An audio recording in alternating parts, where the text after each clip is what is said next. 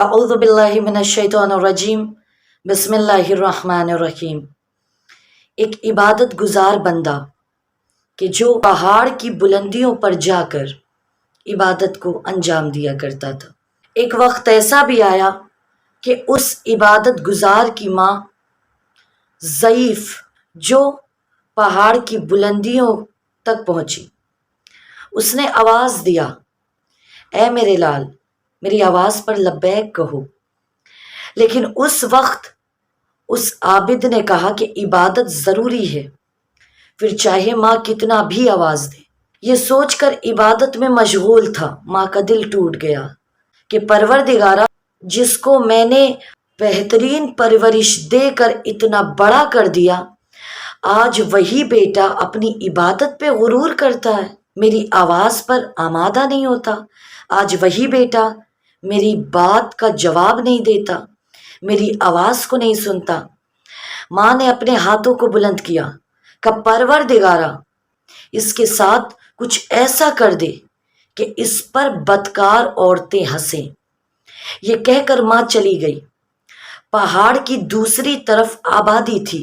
ایک خاتون اس آبادی کو چھوڑ کر پہاڑ کی طرف آ گئی۔ ایک چرواہے نے جیسے ہی اس خاتون کو دیکھا، فعل حرام کو انجام دینے کے لیے قدم کو آگے بڑھایا اور فعل حرام انجام دیا۔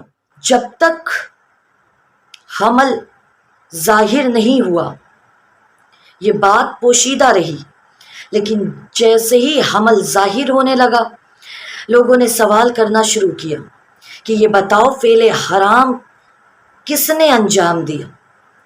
اس خاتون نے لوگوں کو کہا کہ پہاڑی کی طرف ایک شخص رہتا ہے، اس نے میرے ساتھ فعل حرام کو انجام دیا۔ لوگوں نے کہا کہ پہاڑ کی بلندیوں پر ایک عابد رہتا ہے جو بہترین عبادت گزار ہے۔ لوگ آ گئے حاکم کے پاس۔ آنے کے بعد کہا کہ ایک خاتون ہے کہ جس کا کہنا یہ ہے کہ پہاڑ پر رہنے والے شخص نے فعل حرام کو انجام دیا۔ حاکم نے کہا کہ جب ولادت ہو جائے پھر ہم فیصلہ کریں گے۔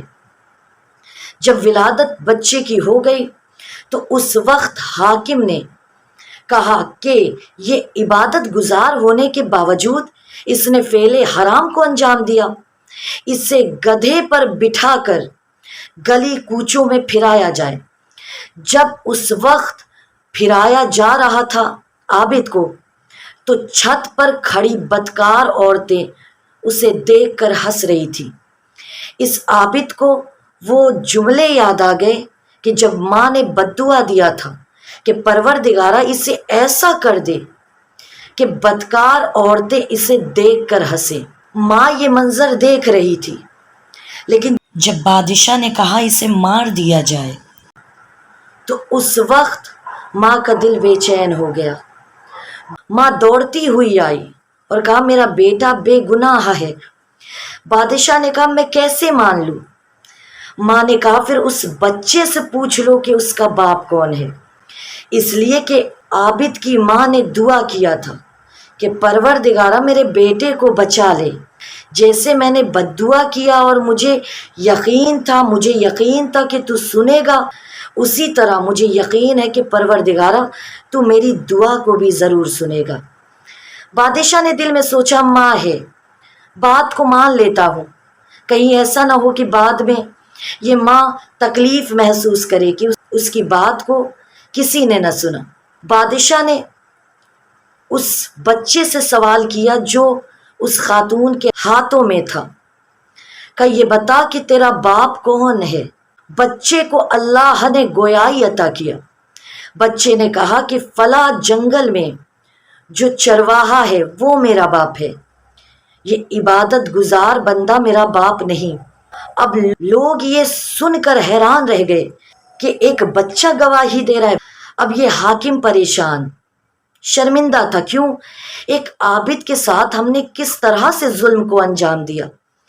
لہذا حاکم نے کہا اے بندے خدا، میں تمہارے لیے ایک عبادت خانہ بنوا دوں گا تاکہ تم اس میں جا کر عبادت کر سکو۔ اس وقت اس بندے خدا نے جواب دیا کہ میں عبادت خانے میں عبادت نہیں کروں گا۔ حاکم نے کہا کیوں؟ عبادت گزار نے اپنی ماں کے چہرے کی طرف نظر کیا اور پھر حاکم کو جواب دیا کہ اب مجھے سمجھ میں آ گیا کہ ماں کے ساتھ عبادت کو انجام دینا کیا ہے اور ماں کے بغیر عبادت کو انجام دینا کیا ہے۔ مجھے سمجھ میں آ گیا ہے کہ اگر ماں راضی ہے تو رب راضی ہے اور رب راضی ہے تو سب راضی ہے۔